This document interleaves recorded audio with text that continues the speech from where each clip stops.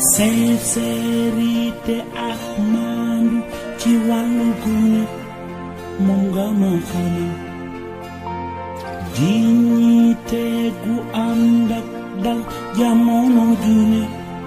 lañ ma sa doxal te di ko jëfe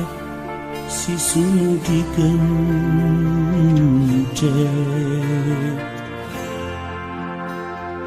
li ma ko